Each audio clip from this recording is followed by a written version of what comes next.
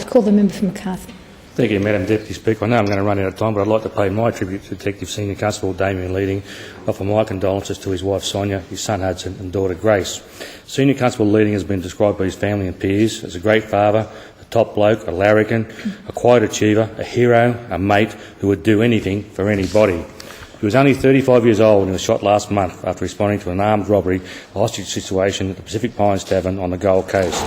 His death has demonstrated the danger members of the police force put themselves in every day to keep the community safe. According to his colleagues, Damien was a hard-working officer with a distinct dislike for anyone dealing in drugs and would drag a drug dealer off the street and into the police station on a daily basis.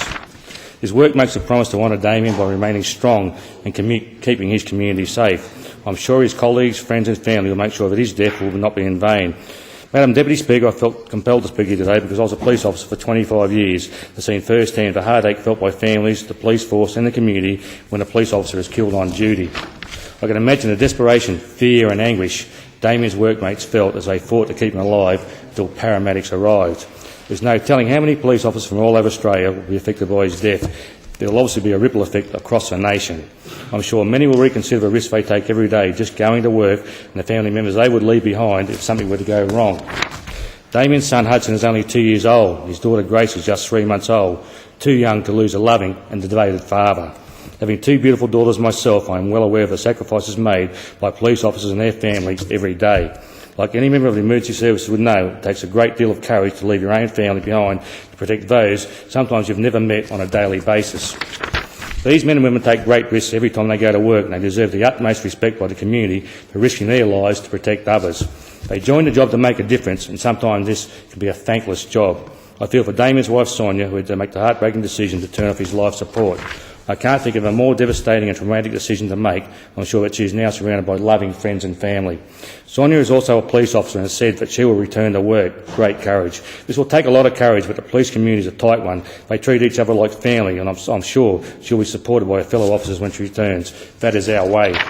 Madam Deputy Speaker, it's not just Damien Leading's family that will suffer as a result of this tragedy. His colleagues, friends and the Gold Coast community will all grieve alongside them for a long time to come. As a police officer, I've experienced this widespread grief firsthand in 2001 when Senior Constable Jim Affleck, a high patrol officer in my electorate, was run down during a police pursuit along the F5. He was laying road spikes to stop a stolen vehicle when he was run down at high speed. I remember that day like it was yesterday, as would many others in Macarthur. After his death, Jim was awarded the Commissioner's Valour for his exceptional bravery. I believe this would also be a fitting tribute for Senior Constable Damien Leading. The Jim Affleck Bridge on the F5 in Camberley is now a solemn reminder of the brave and dedicated police officer we lost that day. Like Damien Leading, Jim Affleck was well respected and loved by his colleagues. I'm sorry if I'm rushing this, Madam Deputy Speaker. Jim was a dedicated professional police officer and his death shocked not only the police force but the entire Camberley community in which he served. He is in our thoughts every day and a memorial service is held each year in his honour. The 10th anniversary of his death was marked in January of this year for a service next to the garden dedicated to his life at Campbelltown Police Station. Even though it's been 10 years since he was killed, more than 100 people attended the service, which shows the widespread and devastating impact the death of a police officer can have on your local community. I'm sure the Gold Coast community will also continue to honour Damien Leading in this way to ensure that his memory will live on. After his death, Jim Affleck was placed on the Police Honour Roll, which commemorates those members of the New South Wales Police Force who have paid the ultimate sacrifice in the execution of their duty.